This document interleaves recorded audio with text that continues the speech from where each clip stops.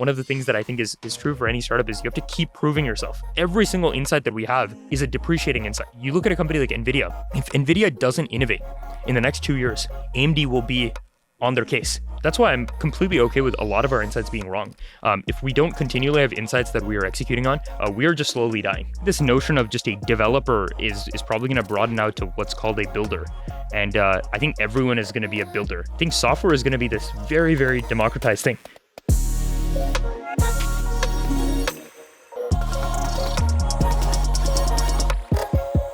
Welcome back to another episode of The Light Cone. Today we've got a real treat. We have the co-founder and CEO of Windsurf, one of the people who literally brought vibe coding into existence. Varun, thanks for joining us. Thanks for having me, guys. Where is Windsurf now? Like, all of us intuitively know, we use it, but how big is it now? Where is it? Yeah, so the product has had well over 1 million developers kind of use the product, has hundreds of thousands of daily active users right now. It's being used for all sorts of things, from modifying large code bases to building apps extremely quickly, 0 to 1. And we're super excited to see where the technology is going. Let's get to the brass tacks. How'd you get started? The company actually started 4 years ago. We didn't start as Windsurf. We actually started as a company called Exafunction. We were a GPU virtualization company at the time. Previously, me and my co-founder had worked on autonomous vehicles and AR/VR, and we believed deep learning was going to transform many, many industries, from financial services to defense to healthcare.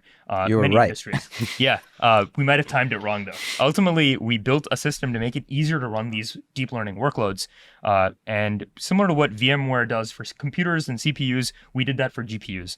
The middle of 2022 rolled around though, and what happened at the time was we were managing upwards of 10,000 GPUs for a handful of companies. And we had made it to a couple million in revenue. But the transformer became very popular with these models like Text DaVinci from OpenAI. And we felt that that was going to fundamentally disrupt the business we had, or that small business that we had at the time, because we felt that everyone was going to run these transformer type models. And in a world in which everyone was going to run one type of model architecture, transformers, we thought if we were a GPU infrastructure provider, we would get commoditized, right? If everyone's going to do the same thing, what is our alpha going to be? So at the time, we basically said, hey, could we take our technology and wholesale pivot the company to do something else? And that's scary. Yeah, that was a bet the company moment. We did it within a weekend. Weekend, me and my co-founder had a conversation along the lines of, I don't think this is going to work. We don't think we know how to scale this company. And at the time, we were early adopters of GitHub Copilot. We told the rest of the company on Monday, and everyone started working on Codeium, which is the extension product, the Monday immediately after. I'm just curious to dig into this pivot story, because it's pretty rare actually to hear the details of a pivot, especially a late stage pivot. At the time that you guys decided to pivot to Codeium, how far along was the company? How many people? One of the things about the company was, I guess, we tried to embrace a lot of the YC sort of analogies here of, ramen profitability, all of these other sort of key insights. We were only a team of 8 people at the time, even though we were making a couple million in revenue. So we were kind of free cash flow positive. It was the peak of 0 interest rate at that time. So the company was a year and a half old. We had raised somehow magically $28 million of cash at the time. And I think the big point here in our minds was, it doesn't matter if we're doing kind of well now. If we didn't know how to scale it, we kind of need to change things really fast. I guess the thing that's remarkable is when you started the company, you had this thesis where you were betting that a lot of companies were going to build their own custom deep learning pipelines to train birds, right? That was the thing that was working. But in 2022, you saw the hockey stick shift, that suddenly there would be one model that would rule them all. So you were foreshadowing a lot of the future. And there's a lot of it that came from that conviction. So I'm curious, what were those signs? Because you had to be really embedded into it too. We're making already 7 figures. You could have raised a Series A. You're we're going to throw all that away and burn it. Yeah, so actually, even crazy enough, we had raised our Series A at that time. Okay, so you raised it. But whether or not we should have been able to is a different question. No, I think you're totally right. I think one of the things that was happening at the time was we were working with, largely speaking, these autonomous vehicle companies, because they had the largest sort of deep learning workloads at the time. And we were sort of seeing, hey, that workload is growing and it's large, but we were betting fundamentally that the other workloads, which were these other natural language workloads, kind of these workloads in these other industries like financial services, healthcare, would take off. But I think once we saw these models, these generative models handle so many of the use cases, right? Maybe an example is in the past, you would train a BERT model to actually go out and do sentiment classification. But very quickly, when we tried even a bad version of GPT-3, like the very old version, we were like, this is going to kill sentiment classification. There's no reason why anyone is going to train a very custom model anymore for this task. I think we saw the writing on the wall that our hypothesis was just wrong, right? And that's like one of those things, right? You go in with some thesis on where you believe the space is going to go, but if your hypothesis is wrong and information on the ground changes, you have to change really fast. So then what did you decide to do? So it's like you decided, okay, we're going to pivot. And when we work with founders, that's kind of stage one. So you're not half foot in, half foot out. So you had that conviction, we need to try something out.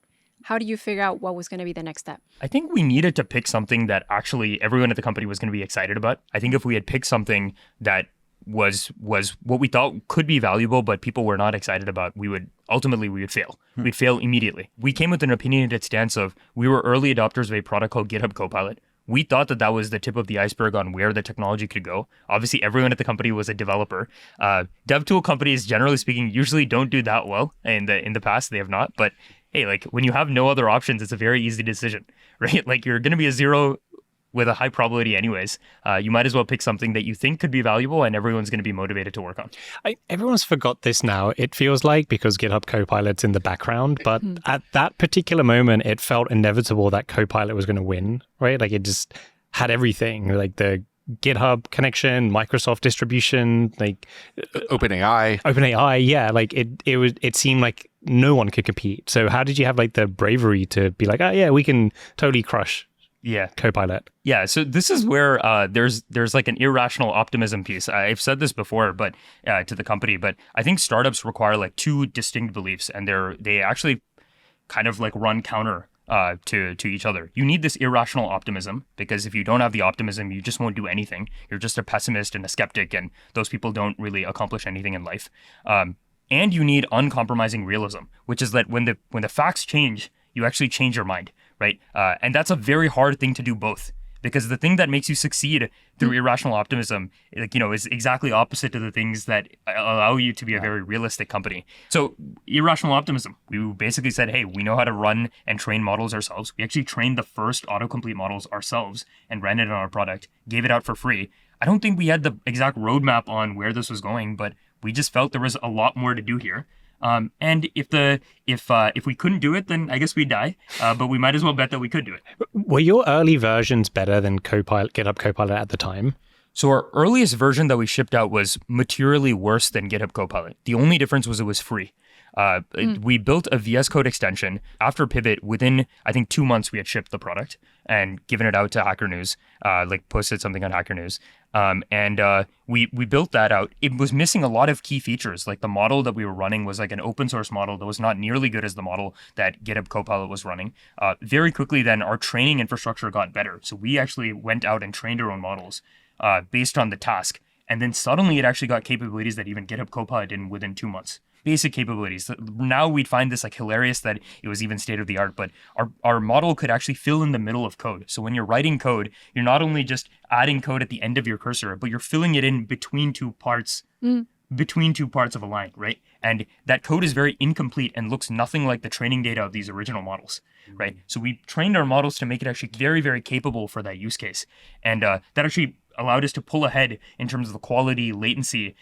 We were able to control a lot of details within a couple months. So the beginning of 2023, I'd say the autocomplete capabilities were much better than what Copilot had. Was that a totally new capability for you guys? Because like you guys have been building GPU infrastructure. It sounds like you basically hacked together the first version by taking an off-the-shelf open source model, sticking it into like a VS Code extension, and just kind of like wiring the two to like talk to each other. But then right after that, you had to train your own coding model like from scratch. And you guys have been like following the transformer stuff, but like you hadn't built it. Like in order to do that, I assume you had to like download all of GitHub and like train a whole model from scratch. Like, how did you all figure out how to do that in like only 2 months? Yeah, it's a great question. So first of all, when we ran the model ourselves, the reason why we were able to run it and provide it for free is we actually had our own inference runtime at the time. And that obviously came from the fact that we were originally a GPU virtualization company to start with. So that enabled us to actually ship the V0 with an open source product quite quickly. Immediately after that, you're totally right. We had never trained a model like this in the past, but I think we hired people that were smart, capable, and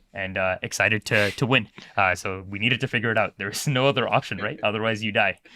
Makes the decision making really, really simple. So yeah, we had to figure out how do you get a lot of data? How do you do this at scale? How do you clean this data? How do you make it so that it's actually capable of handling this case where code is very incomplete? And we shipped a model like very, very quickly after that. Wow. And you did all of that with like 8-ish people Yes. in 2 months. Yeah, that's right. And then right after that, because you were running your own models, you started getting interesting customers, right?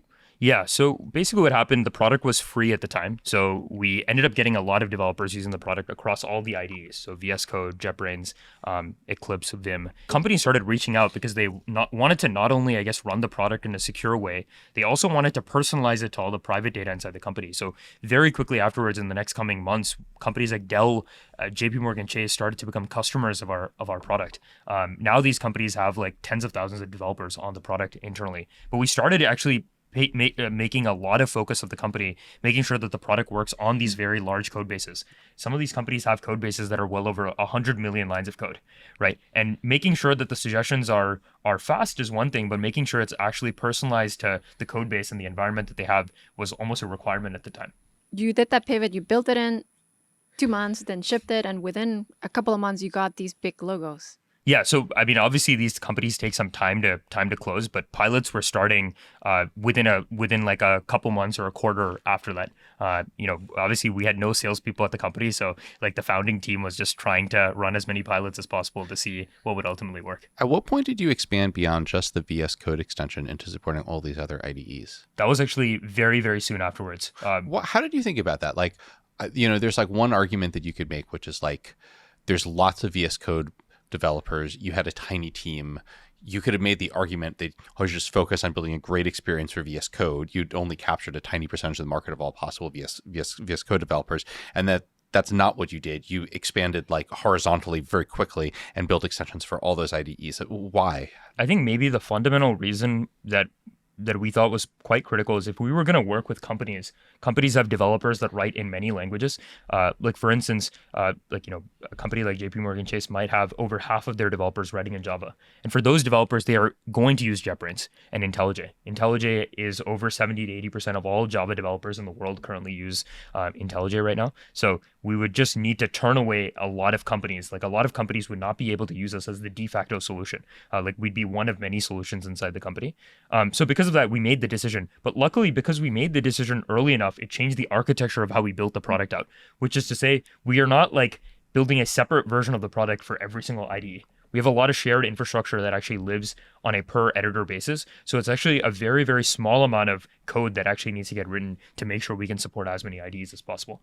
So this is one of those things that an early decision that we made ended up making it much easier to make this transition. How about the transition from Codeium to Windsurf? At the time, now we're probably going to middle of 2023, we start working with some very large enterprises. Within the next year, like the business has gone well over sort of 8 figures in revenue, just from these enterprises using the product. And we have this like free individual product. But I think one of the things about this industry that we all kind of know is the space moves really, really fast.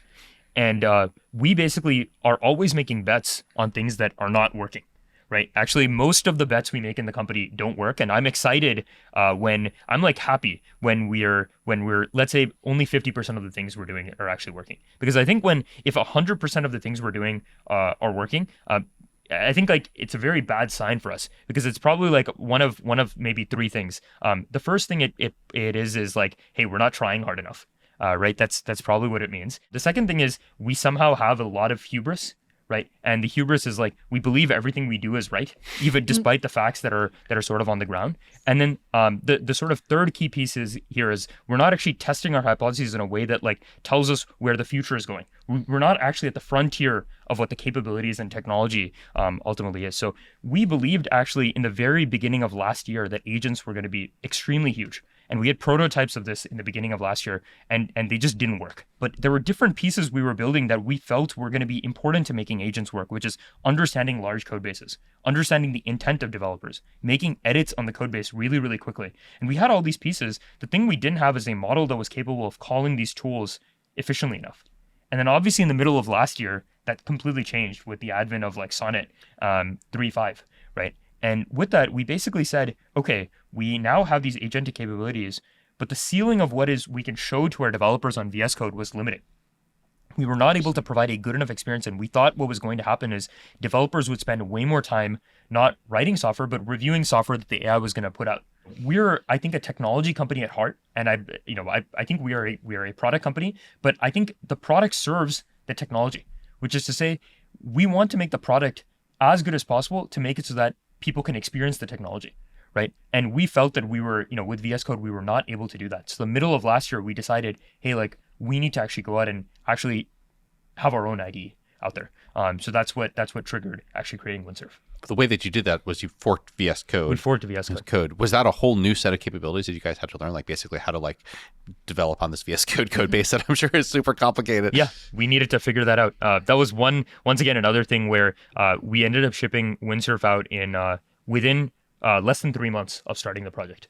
That's when we shipped it out across all operating systems. Wow. And what happened? Like, did it like take off immediately, or was it unnoticed for a long time? It took off pretty quickly, I would say. I think the speed at which it took off among early adopters was quite high. There were obviously some very rough edges, and this is like one of those things where, because of the rough edges, obviously people started coming and leaving the platform fairly quickly. But what we saw was, like, as we improved the capabilities of the agent, as we improved the capabilities of the passive experience, even the passive tab experience has made massive leaps in the last couple months. We started realizing that not only were people talking about the product more and more, people were also staying on the product more and more at a higher rate. How many people worked on shipping Windsurf? And it was done in a period of 1 or 2 months? A couple months. So less than 3 months.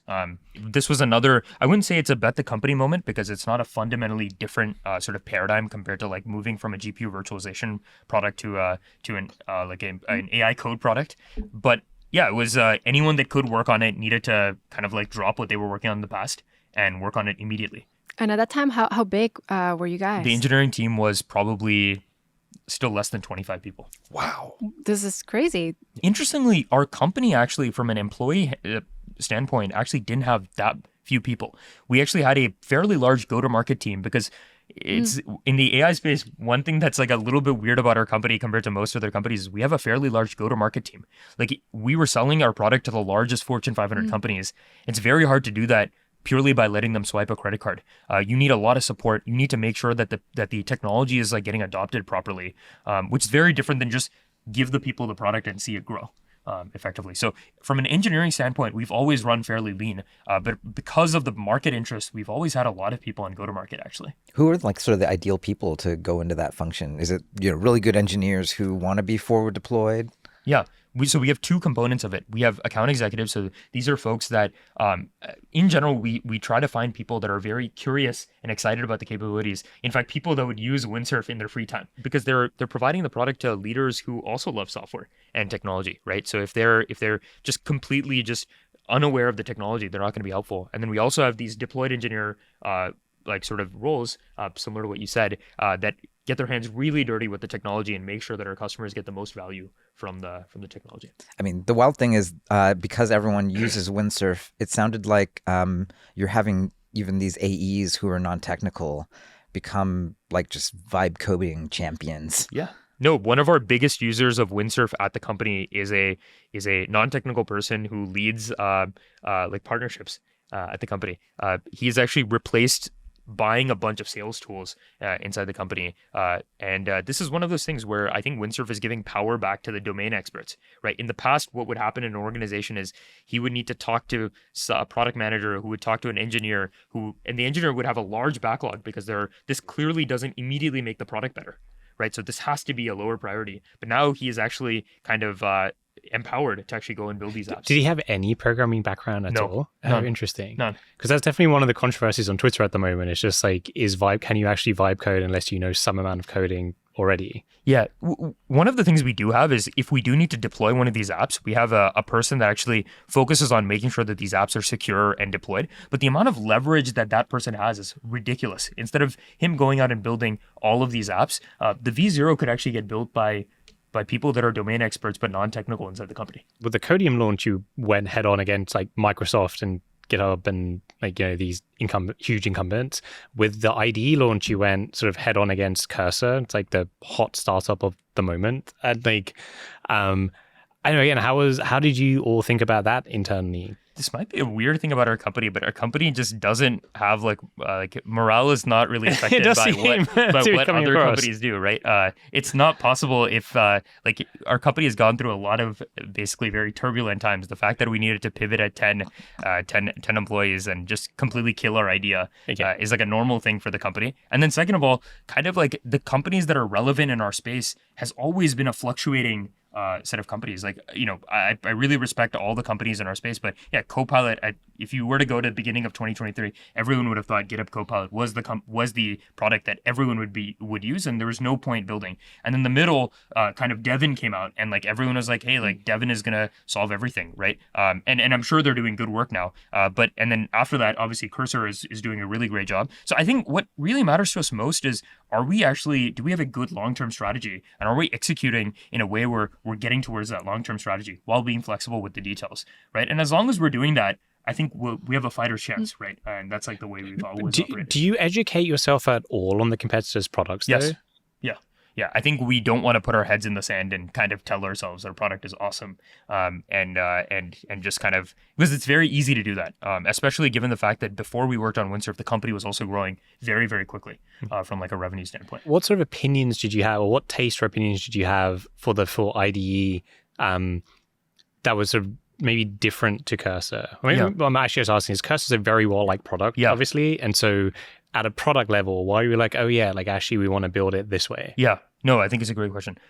So maybe the first point is, at the time, actually, when we started working on Windsurf, all the products were basically chat and this autocomplete capability. I think that's basically what GitHub Copilot was, what Cursor was at the time. I think we took a very opinionated stance that we thought agents were where the technology was actually going. We were the first agentic editor that was out there. I think the biggest sort of takeaway was, we didn't believe in this kind of paradigm where everyone would be mentioning everything, right? This almost reminded us of like the anti-pattern of what Google and these search engines were before like Google improved their product a lot, which was kind of like these landing pages that had like every distinct kind of like bucket of things you could search for. But Google came out with this very clean search box. Even Google at the time, you would get better answers if you wrote and or like site link. And now it's gotten way better, right? And I guess we had a belief that the software would get more and more easy to build, right? And we would build from that starting point. When we saw all the other players in the space making their product so configurable in a way that we thought was, I think, good for users now for where the technology was, but something that wouldn't be unnecessary down the line. So we invested in capabilities like, how do you deeply understand the code base to understand the intent of the developer? How do you actually go out and make changes in a way that's like very quick? To the code base. So we took the approach of, hey, instead of having this read-only system where you tag everything, what happens if you could make changes very quickly? And that's why, like, at the time, we were kind of the first to do that. Now, if you were to ask, like, is that a very obvious decision now? I think it's very obvious now. It looks very obvious. And this is where, like, one of the things that I think is true for any startup is you have to keep proving yourself, right? Like, every single insight that we have is a depreciating insight.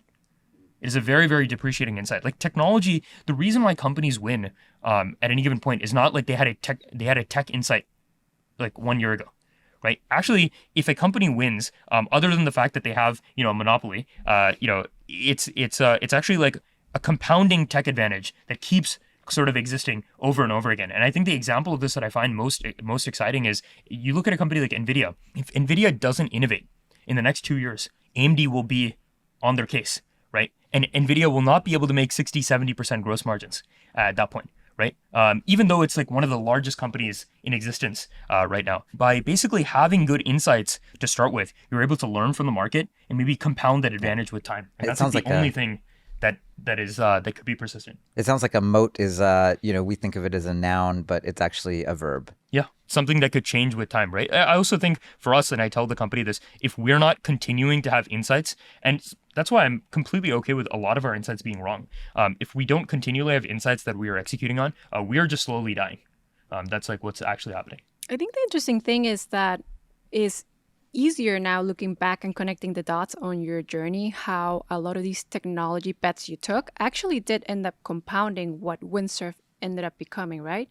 Like it was happenstance and you being really good at GPU deployment VMware optimization ended up being the thing to be really good at you at being blazingly fast autocomplete because it's faster than other products, right? So that kind of compounded there. There's the aspect of you building all these plugins for enterprises and being so good at reading large code bases. And you did something that was contrarian. There was a lot of products and we work with OIC companies. A lot of code gen tools use vector databases because we work with a lot of companies and that was the standard approach how a lot of folks were building. But you guys did something very different, right? Yeah.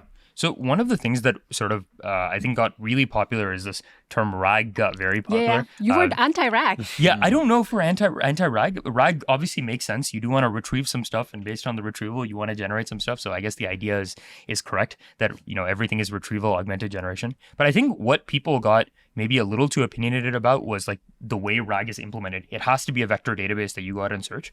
I think a vector database is a tool in the toolkit, right? If you were to think about what users ultimately want, they want great answers and they want great agents. That's what they actually want. And how do you end up doing that? You need to make sure that what's in the context is as relevant as possible. So what we ended up doing is having a series of systems that enable us to pack the context with the most relevant snippets of code. And the way we ultimately did that was it was a combination of keyword search, RAG, abstract syntax tree parsing, and then on top of that, using, as you mentioned, all the GPU infrastructure we have to take large chunks of the code base and in real time re-rank it, right, as the query is coming in, right? And we found that that is like the best way for us to find the best context for the user. And the kind of the motivation for this is because people have kind of weird questions. They might have a question for a large code base of upgrade all versions of this API to this API. And if embedding search only finds 5 of them, it's not of the 10. It's not a very useful feature at that point. So we needed to make sure the precision recall was as high as possible, which meant that we used a series of technologies to actually get to the best solution. There's a bit of a thing going on with a lot of AI startups getting built, taking too much of a intellectual shortcut with what works for the problem domain space. But you took it from first principle, right? So you built like a way more complex system that did a AST parsing, syntax tree, and all this stuff, which is like cool. Yeah, I think maybe one of the things that is potentially interesting to discuss there is we started off, a lot of the companies started off working on autonomous vehicles. And the reason why that's kind of important is these are systems where you can't just YOLO these systems, which is to say you build the software and then you kind of like let it run. You need really good evaluation. I think at the company, we don't strive for complexity. We strive for what works. And then the question then is like, why is the system so much more complex now? It's because we built really good evaluation systems. Oh, interesting. Right? How do the evals work? Yeah, so the evals for code are actually really cool.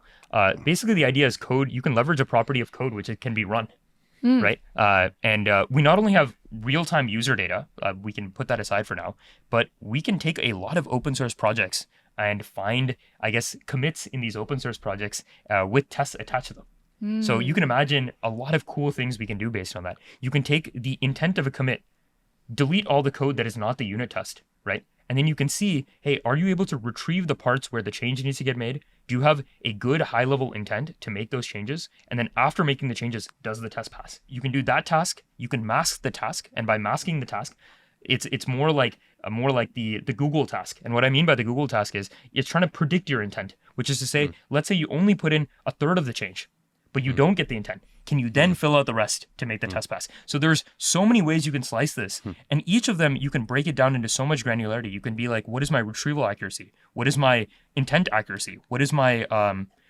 passing? What is my test passing accuracy? And you can do that. And then now you have a hill to climb.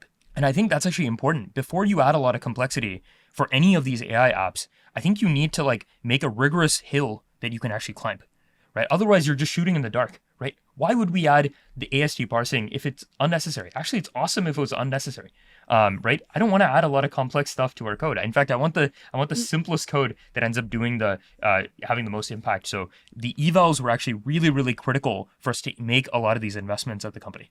How much of the development that you do is like basically driven by improving the scores on the evals versus like basically vibes based? Like you guys are all using Windsurf yourself, you're getting feedback from users all the time, and then you have just like a sense that this thing is going to work better, and then the evals are just sort of like a check that you didn't screw up something else. It's a little bit of both, but obviously for some kinds of systems, I think evals are more important than vibes, but like more easy than vibes, just because for the system that basically takes a large chunk of the code, chunks it up, and passes it to hundreds of GPUs in parallel, giving you a result in 1 second, it's very hard to have an intuition of like, like, is this way better? Because that's a very complex sort of retrieval question. But on the other hand, there are much easier things that from a vibe perspective are valuable. What if we looked at the open files in a code base? This is actually a harder thing to eval.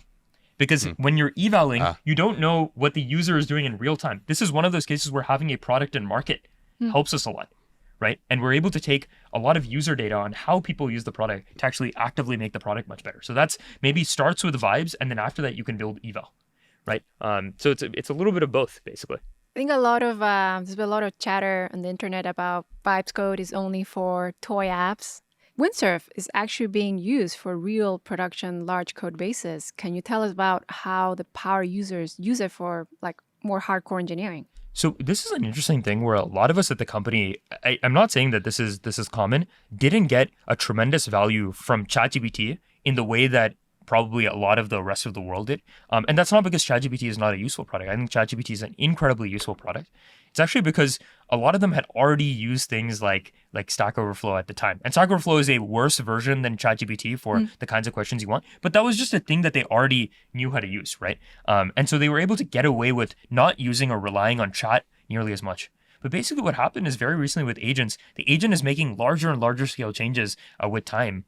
And I think what developers now at our company do is they have felt the hills and valleys of this product, which is to say, if you don't provide enough intent, it actually goes out and changes way more of the code than you actually need, right? And this is like a real problem with the tool right now. But they understand the hills and valleys, and now the very first time they have a task, they are putting it into Windsurf. Their first thing is not to actually go out and type in the actual editor. It's to actually put the intent and actually make those changes.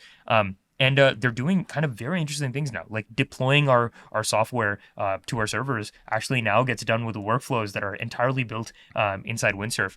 So just a lot of boilerplate and repetitive tasks have been completely sort of eliminated inside our company. But the reason why this is possible is kind of because we're able to operate over a code base that has many millions of lines of code really, really effectively. So if you were to give some tips to the audience, how should a user that uses Windsurf properly provide this intent so that the changes are more surgical? Because what you're saying with the agents creating all these broad changes, I've seen that happen. But how do you get those precise changes? What do you do? How do you feed the system? How do you become a... Shouted it with all caps, right? Yeah. No, so I think this is one of those things where I think you kind of need to have a little bit of faith in the system and let it kind of mess up a little bit, which is kind of scary, because I think a lot of people, for the most part, they will write off these tools really quickly. Obviously, no one at our company would write off the tool because they're building the tools themselves. I think people's expectations are very high, and maybe that's like the main piece of feedback I'd give, which is that, you know, our product actually for these larger and larger changes, it might make 90% of the changes correctly, but if 10% is wrong, people will just write off the entire tool. And I think at that point, actually, probably the right thing to do is either revert the change. We have an ability to actually revert the change, or just keep going and see where it ultimately can go. And maybe the most important aspect is commit your code like as frequently as possible. I think that maybe that's like the big sort of tip there, which is that you don't want to get in a situation where you've made 20 changes and on top of that made some changes yourselves and you can't like revert it, and then you get like very frustrated at the end of it. One thing I wondered, like in that vein, is whether we need to change the way Git works with this AI coding paradigm. Have you thought at all about whether doing git commit all the time is the right move, or whether there needs to be like a deeper infrastructure change? Yeah, I think we have. So, one of the things that we always think of is in the future, you're going to have many, many agents running in parallel on your code base. That has some trade-offs, right? If you have two agents that kind of modify the same piece of code at the same time, it's hard to actually know what's going on. That's another thing, is that like it's hard to have multiple branches checked out at the same time. Yeah. With different agents working on them independently. That's right. The merge conflict. Oh god. Yeah. There's a lot of that. Yeah. But hey, like, that's how real software development works too. When you have a lot of engineers that operate on a code base, they're all like kind of mucking around with the code base at the same time. So that's not a very unique thing. I think Git is a great tool. I think it's maybe a question of like how can you skin Git to work in a way that works for this product surface. Like an example is Git has these things called work trees, which is like you can have many work trees and versions of the repository all in the same directory. And perhaps you can have many of these agents working on different work trees. Or instead of exposing the branch concept to you, you actually can maintain a branch yourself that you can apply to the main branch of the user kind of repeatedly. One of the things that we think about at the company in terms of why we think our agent is really good is like we try to have a unified timeline on everything that happened. The unified timeline is not just what the developer did, but actually what the developer did in addition to what the agent did. So actually our product, if you end up doing things in the editor, if you end up doing things in the terminal, right, all of those things are captured. And the intent is actually kind of tracked in such a way where when you use the AI knows, right, in that situation. So in some ways, we'd like this thing where the agent is not operating on a completely different timeline, but it's like something that's kind of getting merged in, at a fairly high cadence. So I think this is like an open problem. I don't think we have like the exact right answer for this. What are other things that you envision changing about Windsurf in the future? How is it going to evolve? There's probably a lot of people that think the vibe coding is kind of a fad, but I think that's going to get more and more capable with time. I think, whenever I hear someone saying, hey, this is not going to work for this complex use case, it's like, it feels like a Luddite saying something, right? It's like, if you look at the way these AIs have gone better sort of year over year, it's actually astonishing. It's astonishing. Like, I'll give you an example of something that I held like kind of near and dear to my heart, which is, there's this math Olympiad called the Amy. And I used to do that in high school. And I was very excited about how well I would do. My high score was somewhere close to 14.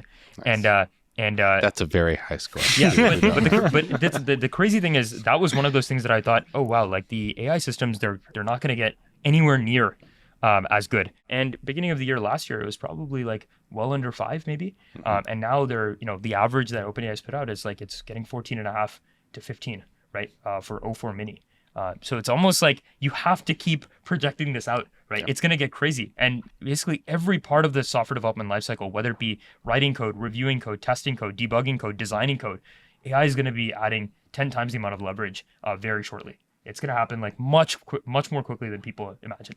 Going back to your current engineering team, I'm just curious, like if they have all this time freed up from, not having to deal with like version upgrades and boring boilerplate stuff, like what do they spend the extra time on? One of the things about our company, and probably every startup that is building in the space, is the ceiling of where the technology can go is so high. It's so high. So it's actually that, if developers can spend less time doing boilerplate, they can spend more time testing hypotheses for things that they're not sure work. Right. In some ways, engineering becomes a lot more of like a research kind of culture, right, where you're testing hypotheses really, really quickly. And that has some high cycle time attached to it, right? You need to go out and implement things. You need to build the evaluation. You need to test it out with our users. But that's like the things that actually make the product way better.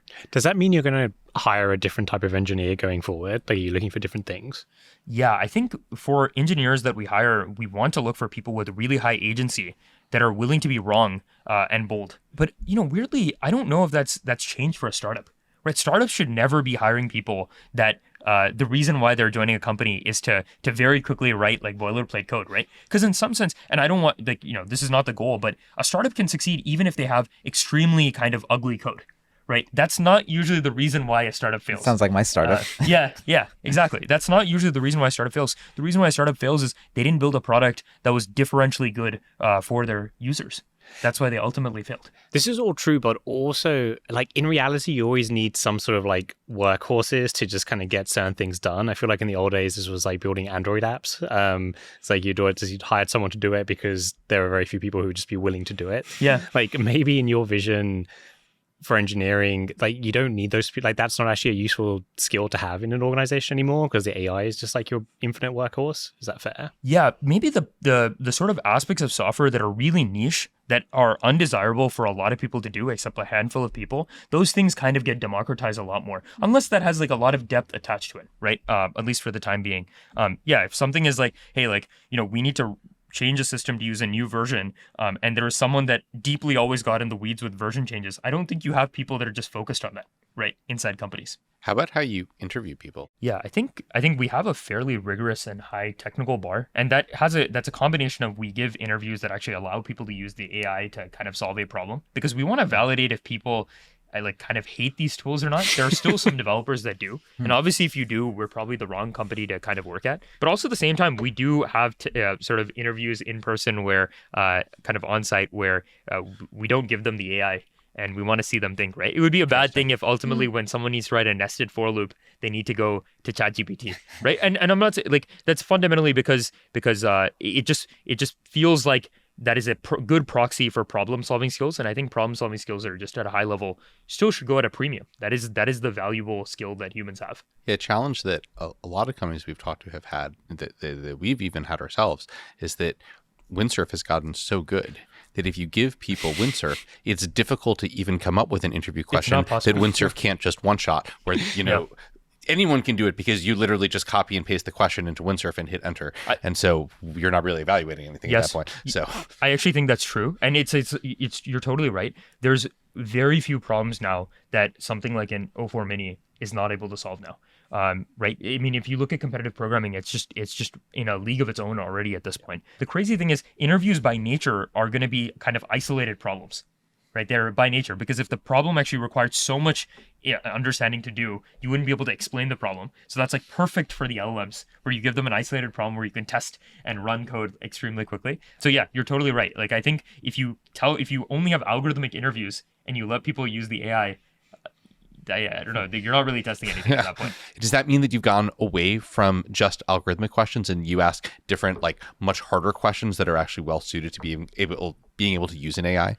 Yeah, we have questions obviously that are both system designy plus algorithms related, but these are questions that are fairly open-ended. Right. There may not be a correct answer. There are trade-offs that you can ultimately make. And I think what we want to do is just see how people think, right, given different trade-offs and different constraints. Right. And we're trying to validate for like intellectual curiosity. Right. And if someone ultimately says, I don't know why, that's totally fine. As long as like they've gone to a depth that we feel kind of shows, kind of interest and like good problem solving skills, if that makes sense. Like you can tell when someone is curious, right, and wants to learn things. It's like very obvious. The next thought after this, which might be counterintuitive, you're at the forefront of building all these AI coding tools. It hasn't affected at all your hiring plans. On the contrary, you actually need way more engineers to execute. Tell us more about that. So I think that just boils down to, I think the problem has a very high ceiling, right? There's so many more things that we really want to do. The mission of the company is to reduce the time it takes to build technology and apps by 99%. It's going to take a lot of work to go out and do that. Now, granted, each person at our company is way more productive than they were a year ago. But I think for us to go out and accomplish that, I think it's a Herculean task. We need to start targeting more of the development experience, right? Right now, we've helped a lot with the code writing process and maybe the navigation of code process, but we have not touched much on the design process, on the deploying process. The debugging process is fairly rudimentary right now. There's just so many different pieces. If I was to look at it, like, if you say you have 100 units of time, we have an axe. We've cut off maybe like 40 or 50 in that time, but there's just a lot more snippets that we need to cut out basically at this point. It does feel like when I'm using Windsurf, like I am often the extremely slow bridge between different pieces of technology, copying and pasting data back and forth from my... That's probably actually still a large chunk of your time. All the pieces have gotten so fast that now it's like the glue between them, but like I'm the glue, but I'm like much slower. Can I go off the reservation and ask a weird question? Go for it. Okay. One of the things that, I think Pete on our team, he just released a great essay about prompting, and you should let users have access to system prompts. The other thing that he came up with that we've been using all at YC internally is a new agent infrastructure that has direct access, read access to our system of record, our Postgres database. And in the process of using this, we're starting to realize, like, if code gen gets a lot better, which it's, based on this conversation, I think we can count on that getting like 10x, 100x better from here. What if instead of building packaged software, there's like just-in-time software that the agent basically just builds for you as you need it? Does that change the nature of software and SaaS? And what happens to all of us in Windsurf? I don't know. I think this notion of just a developer is probably going to broaden out to what's called a builder. And I think everyone is going to be a builder, and they can decide how deep they want to go and build things. Maybe our current version of developers can go deep enough that they can build more complex things, right? In the shorter term. But yeah, I think software is going to be this very, very democratized thing, right? I imagine a future in which, what actually happens when you ask an AI assistant, hey, build me something that like tracks the amount of calories I have. Why would you have a very custom app that goes out and does this? It's probably something that takes like all the inputs from your AR glasses and everything and has a custom piece of software that kind of comes out and like an app that is there, and like it has tasks that go and tell you, are you on track with all the calories you're sort of consuming here? And I think that's a very, very custom piece of software that you have for yourself that you can keep tweaking. I can imagine a future like that where effectively everyone is building, but people don't know what they're building as software. They're kind of just building just capabilities and technology that they have for themselves. Do many people use Windsurf who don't know how to write code at all? It's actually a large number of our users. Yeah. Interesting. Yeah. How did they end up getting into Windsurf? Like, did they work at some company where like some programmer showed them how to use it? Like I tend to think of Windsurf as targeting more like the professional developer market that's like using this as a new superpower versus the like non-technical user market that's doing like what Gary was talking about. We were shocked by this too, because we were like, hey, our product is an IDE, but there's actually a non-trivial chunk of our developers that have never opened the editor up. And they just, our agent is called Cascade, right? And just live in Cascade. We have browser preview, so they just open up the browser preview. They can click on things and sort of make changes. The benefit is because we kind of understand the code, when they come back to the repository and the code has actually gotten like quite gnarly, we're actually able to pick up from where the developer left off, or the kind of builder left off, and keep going from where they were. I will say we have not optimized tremendously for that use case, but it's actually kind of crazy how much is actually happening there. Do you think in the long term that this ends up being one product that targets like both of these audiences, or do you think actually there's like different products for different audiences? There's like a Windsurf, which is like focused on like serious developers who want to see the code and be in the details, and then there's maybe other products for folks who are totally non-technical who don't even want to see the code. I don't know what the long term is going to look like. Something tells me it's going to become more unified. But one of the things that I will just say is like, as a startup for us, even though we do have, like a good number of people, there's a limit to what we can focus on internally as well. So for us, like, we're not going to be focused on how do we build the best possible experience for the developer, as well as build the experience where we have so many things for the non-developer. But I have to imagine that this idea of building technology, as you get better and better at understanding code, you're going to be able to deliver a great experience for non-developers as well. But I don't know what the path dependence is. I assume like a bunch of companies in the space will go from non-developers to then supporting an ability to edit the code, right? And I think we're starting to see this already, where the lines are sort of getting blurred right now. You probably care about it for your evals at least. Yeah. No, you need to. You need to care about it for your evals. That's like the hard part for me to imagine for the pure non-developer product. What is the hill you're climbing if you're not like kind of understanding the code? How do you know your product is getting better and better? Is like an open question. Are you completely reliant on the base models getting better, which is fine, but then you should imagine then your product is an extremely light layer on top of the base model, which is a scary place to be, right? That means you're going to get competed across all different axes. How do you think about that in general, I guess? Like something we've talked about a lot on this podcast is just the GPT wrapper meme has completely gone away, I feel. Though every big release from one of the labs sort of brings it back a little bit, and everyone's a little bit scared that OpenAI is just going to eat everything. How do you think about that? I think the way I think about this is like, the company, as I mentioned before, it's a moving goalpost, which is to say today, if we're generating sort of 80-90% of all committed software, I think when the new model comes out, we're going to need to up our game. We can't just be at the same stage. Maybe we need to be generating 95% of all committed code.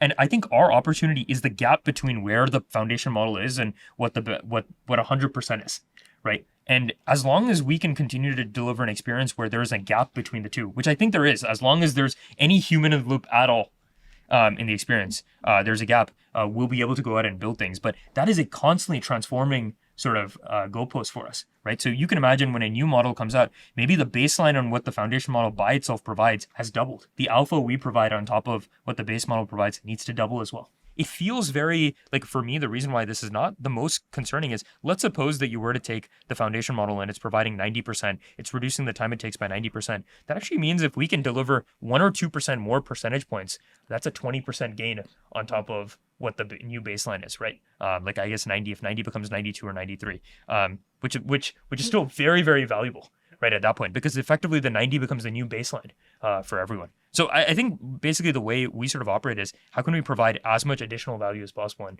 as long as we have our eye on that, I think we're gonna do fine. What advice would you have for our startups that are working in the like AI coding space? We have a ton of them. What are the opportunities that like you think are going to be open to new startups?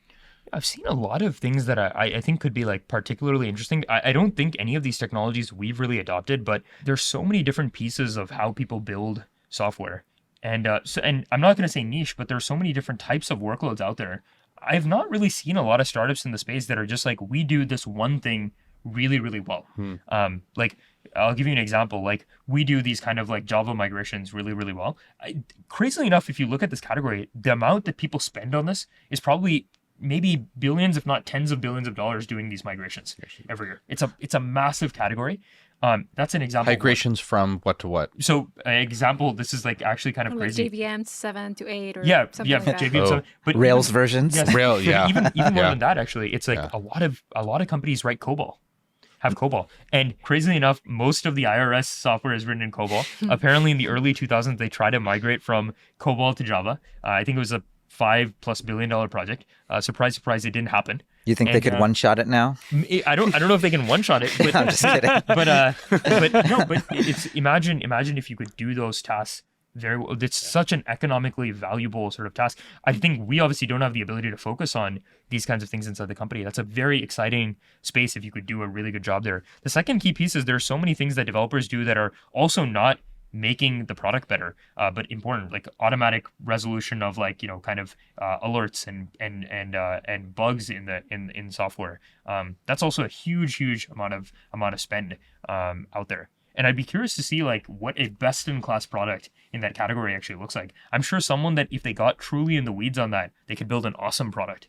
But I think I've not heard of one that is like tremendously taken off. I think those are actually both really great insights. And one thing I like about them is that there's like, it's not just an opportunity for like 2 startups. Like each one of those is like a bucket that could have like 100 large companies in. We actually do have a company from S21 called Bloop that does these COBOL to Java migrations with agents. That's awesome. Yeah. It's a gnarly problem. It's a very gnarly problem, but it's if you were to talk to any company that has existed for over 30 years, this is probably something that is costing them hundreds of millions a year. So reflecting on this journey, I mean, we're all really thankful for you creating Windsurf. It's supercharging all of society right now. What would you say to the person who, basically the you from 5 years ago before you started this whole thing? The biggest thing I would say is change your mind much, much faster than you believe is reasonable, right? It's very easy to kind of fall in love with your ideas over and over again. And you do need to, otherwise you won't really do anything. But pivot as quickly as possible and treat pivots as a badge of honor. Most people don't have the courage to change their mind on things, and they would rather kind of fail doing the thing that they told everyone they were doing than change their mind, take a bold step and succeed. Varun, thank you so much for joining us today. We'll catch you guys next time.